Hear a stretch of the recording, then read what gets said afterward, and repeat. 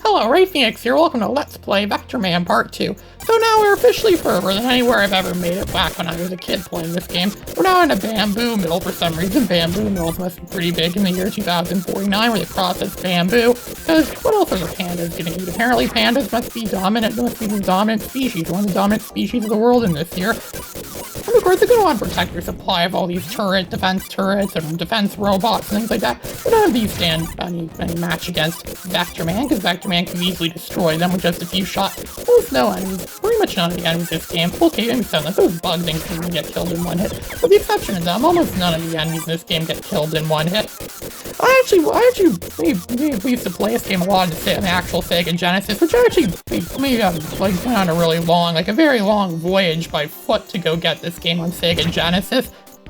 Back in 2017, when I had to take more than a month off of college because there was a teacher strike going on, so I was left with absolutely nothing to do. So I took a whole day where I had a grand day out vacation kind of thing where I walked all the way to downtown in my city, went to a game store there, and I bought a copy of the original Vectorman for the Sega Genesis.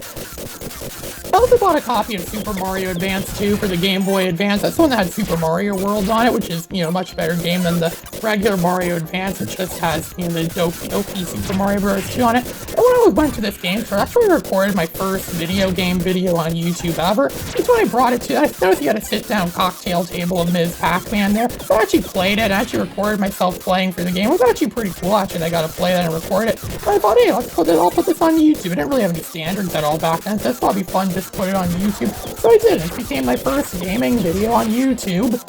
That's where I got the idea of, hey, I filmed this with my phone. It actually turned out pretty good. I bet I could do this with more games. That's kind of where I got the idea to make these gaming videos from, make videos of these video games, it's actually thought, hey, I could actually, do well. I mean, I know a lot of people have done that before. One of the first videos I ever watched on YouTube were gaming videos. Gaming is kind of how I discovered YouTube, where I'd want to watch videos of games that I've heard of before, but didn't really know much about. I would watch YouTube videos on them, and that's how I would study them, because I was born in an era where the internet was more widely available, and YouTube was starting to, take off and become a thing. So I actually got to the research. That's only back in the 90s when or the 80s or 90s when all people had was this Nintendo Power magazine. And it had magazines to tell them about what games are currently out. And I would have to judge whole games just by looking at them in a magazine. You would have no idea if the game was actually good or not. Magazines lie to us a lot of the time. And nowadays, that job has been taken by the internet. It's the internet's job now to lie to us. Yeah, I knew Vectorman was a really good game. Before I played it on the Sonic Gems collection for GameCube, and I also played it on the Sonic Genesis collection. It wasn't Sonic, sorry. Well, it was on the Sonic's Ultimate Genesis collection for the PS3, but I didn't trust my PS3 that well because my PS3 malfunctioned a lot. You think by the time they made it was one of the later models. It was the second model too, which came out around 2010 or so. You think by 2010 they would have known how to make a model of the PS3 way better, but no, they didn't. It crashes and freezes a lot. And I remember one time I wanted to play with some of the classic Genesis Sonic games on it, on the Sonic's Ultimate Genesis collection, but I just couldn't get it to work, so I just gave up and tried the PS2 Sonic Mega collection. And that level went by faster than I could blink. And the game becomes like Frogger. It controls like Frogger. You have to move around and shoot at those stone fistings. And this level went by faster than I could blink. I just barely blinked. I didn't even realize I was in that level, and then it just went by like I didn't, if you blink, you might miss this level. That's more the reason why I think those levels are kind of, unnecessary. I think they could have just left them out and the game still would have been just as good, maybe even better, because sometimes leaving unnecessary stuff out of games actually makes them better. That Earthbound Gym would have been a way better game. The AVGM would have liked Earthbound Gym a lot more if it left out a lot of the useless, unnecessary crap that they left in the game. So we're in a level that looks very similar to the first level of the game, only there's more clouds in the background. I guess we're on some sort of sky thing. I don't know, maybe it's like an oil rig kind of place. An oil rig in the sky, maybe, or some sky base or something like that. Cloud City kind of sky base. Where the clouds are constantly moving around. They look really detailed for Sega Genesis standards. Vectorman really is the pinnacle of what the Genesis was. Move over Sonic. Vectorman is the true game that demonstrated what the Genesis was. So if people are asking, oh, what was Sega Genesis? Go show them Vectorman. This game really does demonstrate what the Genesis was. It also has some shooter, it also has some, how do I say it? It also has some shooter, qualities to shooter type games qualities, in which the Genesis was famous for having a lot of shooter games. All the best shooter games ever were on the Sega Genesis. such as the Thunder Force games, and there was also, I remember Classic Gaming was really big into a game called Twin and Cobra. I just recently played that game again, and I don't really get the appeal of it. It's just an average shmup, an average, shoot 'em up type game with not really much special stuff going for it. I know, maybe I'm missing something. And there's Truxton. Truxton is also a good game too. It's not something I would call a legendary classic. I bet if that Mark from Classic Gamer heard me say that, he's probably gonna strangle me if he heard me say that. Which Classic Gamer is back now, and he's doing reviews again, which I think is really good. Classic Gamer is also an inspiration to my videos, because I like to, I hear him talk about stuff. He doesn't even review games all the time. He just talks about random stuff. Like there's that one time Classic Gamer reviewed that Star Wars Jedi Arena, or whatever it was called, for the Atari 2600. This is an Atari 2600 game. It's just based on that one scene from the first Star Wars movie, where Luke was practicing with his lightsaber, and he had to block that droid thing that shoots at him.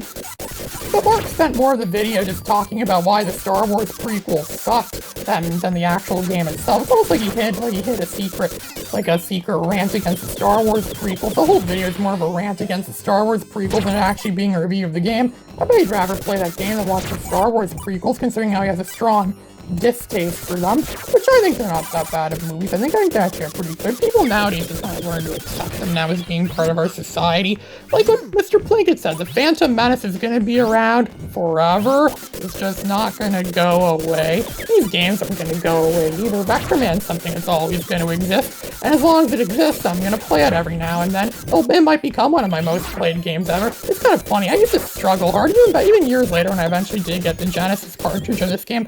I struggled hard trying to play this game all the time. I barely would get very far in the game, and I kind of accepted it. Well, it's a Genesis game, it's challenging. But since I started playing it on this Fusion 364 emulator, I'm actually getting through the game pretty good, actually. It's almost like the game is easier being played on a Fusion 364 emulator, and to make matters, and to make this even sound even more extreme, I'm playing this on a keyboard because it's all I have. I don't have access to my controller right now, so I'm just playing all these games on my keyboard. Which is actually quite, impressive, actually, they can play a game like this on a keyboard. But again, it's a Sega Genesis game. Sega Genesis games are never known for having complex controls or complex, stuff. This is a game that could easily be played with a standard 3-button Genesis controller. I actually do have a 6-button controller, and even have like a 6-button arcade fight stick for the Genesis as well, too.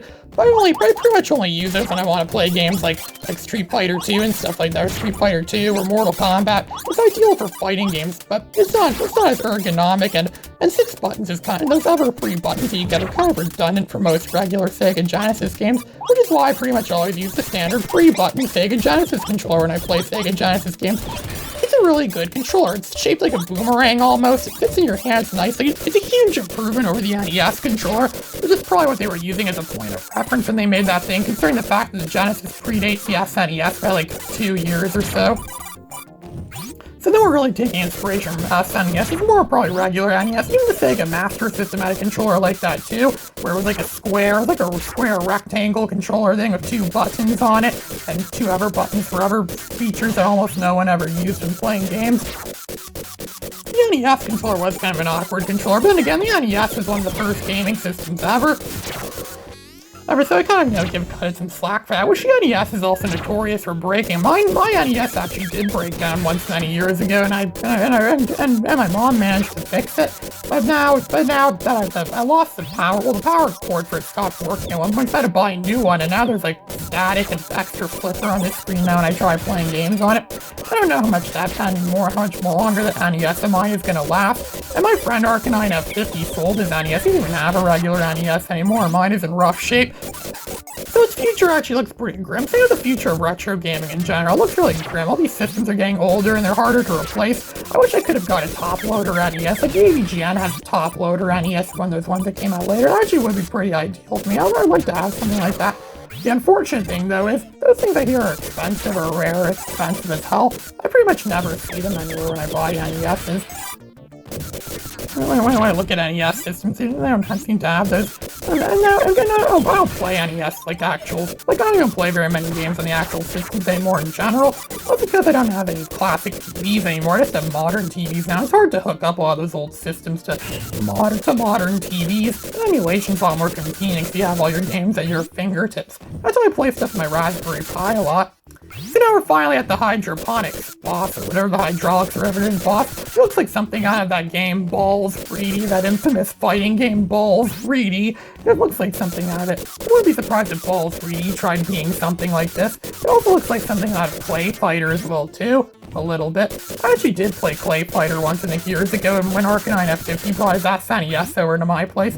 The SNES is still that one system that I never had, but I'm glad I got a Genesis instead. I think Genesis is better than the SNES overall. I'd rather play Vectorman than most games on the SNES. I think this game also came out in the same year Earthbound came out. Earthbound sucks in my opinion. People say it's like one of the greatest things since sliced bread. Earthbound's not the greatest thing since sliced bread. Earthbound's a piece of garbage in my opinion. Vectorman's a game people should play. I bet if more people played Vectorman, we would be raising generations of smarter people that are more knowledgeable about things. But no, people played Earthbound instead, and look at what happened to our society. I wonder why our society is so stupid and redundant a lot of the time. We also have to do redundant tests and redundant projects, things like that. It's obvious why, because too many people played Earthbound, a stupid game with a stupid premise. It doesn't make any sense. The gameplay is not fun. It's not my definition of entertainment. Vectorman, on the other hand, is always fun and entertaining. You're constantly running around and shooting at stuff and blasting stuff. It's always fun. The game has an interesting story. It's not too deep or too intricate. It has a nice, interesting story that works well for what a game is. The environments are nicely designed. There's very rarely ever confusion or anything in the game. The game is pretty simple and straightforward overall. It's also challenging too, which is what games are supposed to be back in this day and age. I think Vectorman's an example of what to do in a game to make a game good. And Earthbound, not so much. Earthbound can go to hell. Earthbound's a really sucky game. A former friend of mine used to force that game on me all the time, and I tried to explain to him that I think Earthbound sucks. He's never understood why I think Earthbound sucks. Well, Earthbound sucks in my opinion. Sorry, Earthbound fans, but it sucks. I just don't think it's entertaining at all. I think if I ever became a dictator of the world, I'd have every copy of that game destroyed because of how bad it is. No one has the right to play that game. But again, just because you don't like something doesn't mean it's bad.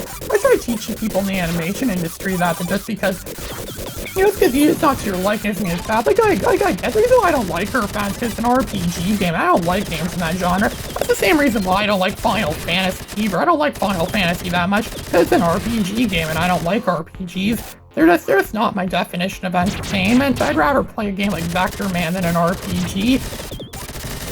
That's probably why I don't like the game. It's not because it's bad, it's just because, well, it's just not to my liking. I just don't like games like that, so that's why I don't like Earthbound that much. And some people don't like Tetris games. Like, this same friend also didn't like Tetris that much, but I think Tetris is awesome. Tetris on almost any, because Tetris came out for pretty much every game system ever. I think he may have even had a Genesis version at one point in time. I don't remember for sure, but I think there was a Tetris game on the Genesis. I know there was Columns on the Genesis, and Columns was like, very unique and very different from what regular traditional Tetris is like. I think I did make a video about Columns a long time ago, but that was way before I did commentary.